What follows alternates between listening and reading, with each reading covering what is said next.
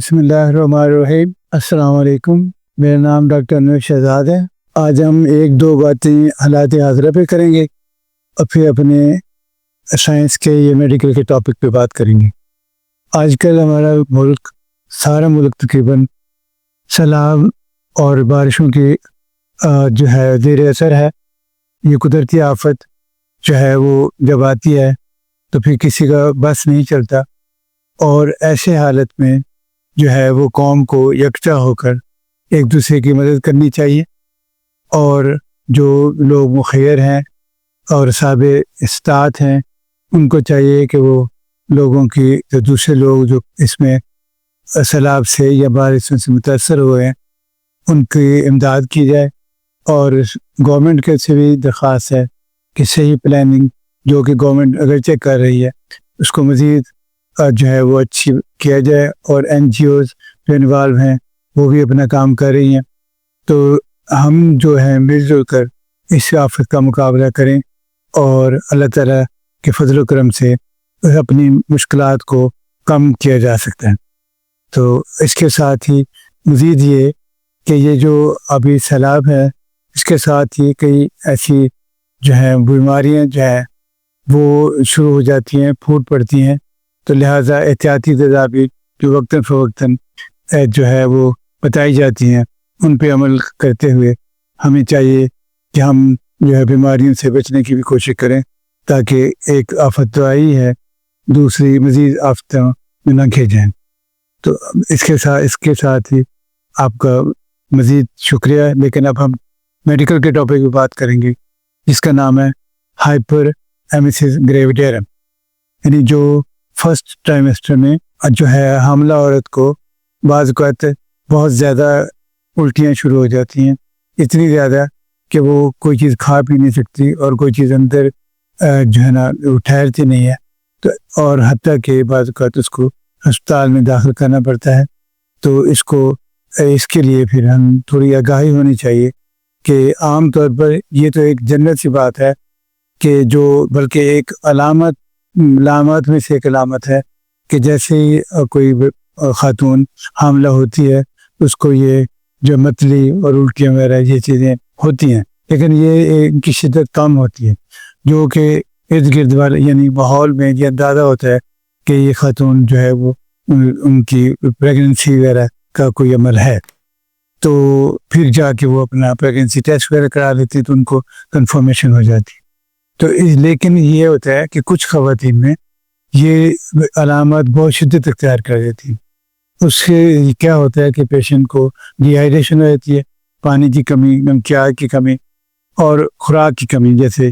Glucose وغیرہ جو چاہیے ہوتا ہے جب وہ کھا پی نہیں سکے گی تو اس کی یہ چیزیں نہیں ملیں گی، ڈیلی ریکوائرمنٹ پوری نہیں ہوگی، تو اس کی ڈیفیشنسی سے اس کو مختلف جو ہے وہ مسائل ہوں گے اور کمپلیکیشنز ہو سکتی ہیں۔ اس کے لیے پھر یہ ہوتا ہے کہ ہم پیشنٹ کو دیکھتے ہیں کہ اگر وہ اس کو مائلڈ سمٹمز ہیں، مائنر یا مائلڈ ہیں، تو اس کو ہم او پی ڈی لیول پہ جو ہے اینٹی ایمیٹک ٹیبلیٹس وغیرہ وہ دے دیتے ہیں اور ڈائٹ ایڈوائز کر سکتے ہیں اس طرح کر کے۔ لیکن اگر یہ زیادہ ہے کہ وہ پیشنٹ جو ہے وہ ٹالریٹ نہیں کر سکتا کوئی چیز بھی، پھر اسے ہاسپٹلائز کرنا پڑتا ہے کہ ایڈمٹ کرنا پڑتا ہے۔ اس میں پھر ہم اس کو این پی او کر کے یعنی کھانا پینا اس کا بند کر کے اس کو صرف ڈیسک پہ رکھتے ہیں، جس میں گلوکوز ڈیکسٹروز ہوگا اور نمکیات ہوں، تاکہ یہ ہے کہ اس کو جو ہے نا اسٹمک کو یا اس کو ریسٹ ملے اور وہ فردر وومیٹنگ جو نہ کرے اور مزید لاس نہ ہو۔ تو اس کی ڈوز کیلکولیٹ کر کے جو کتنا ڈیکسٹروز دینا ہے، فلوئڈ کتنا دینا ہے، نمکیات کون کون سے دینے ہیں، کتنے دینے ہیں، تو وہ ہم اس کو ٹریٹمنٹ کرتے ہیں۔ لیکن اس کے ساتھ اس کی ایک وجہ جو ہوتی ہے پریگنسی میں جو یہ الٹیاں زیادہ آ جاتی ہیں وہ ہوتی ہے ایچ سی جی۔ ایچ سی جی جو ہے نا ہارمون ہے، جو ہی خاتون پریگننٹ ہوتی ہے اوویلیشن کے بعد، جیسے کارپس لوٹیم کے بعد بھی پلیسنٹا، اس سے جو ہے نا ایچ سی جی آتا ہے۔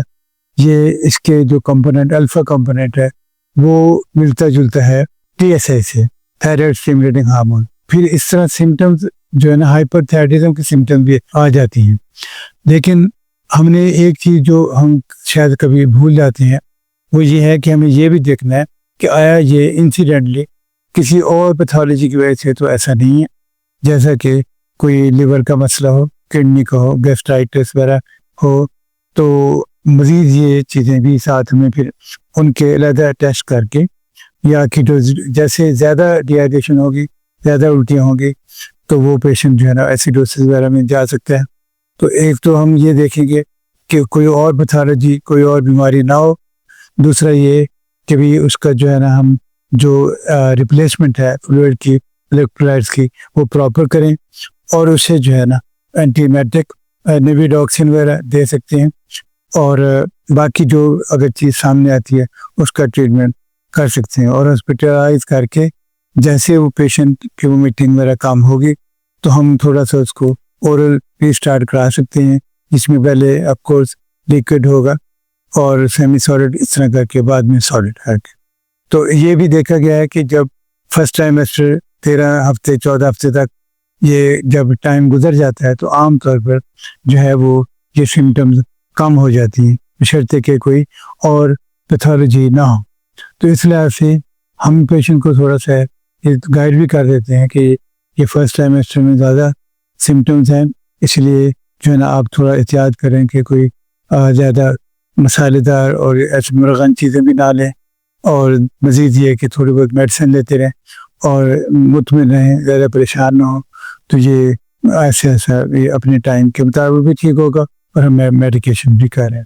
تو اس طرح کر کے یہ بڑا ضروری ہے کہ اگر پیشنٹ کو ہم صحیح گائیڈ کر دیں اور تھوڑا سا اس کی کاؤنسلنگ کر دیں تو بہت سارے مسائل جو ہیں وہ کم ہو جاتے ہیں، کیونکہ پیشنٹ مینٹلی پریپیئر ہو جاتا ہے، وہ ان چیزوں کو جو ہے نا پھر وہ ٹالریٹ کر دیتا ہے۔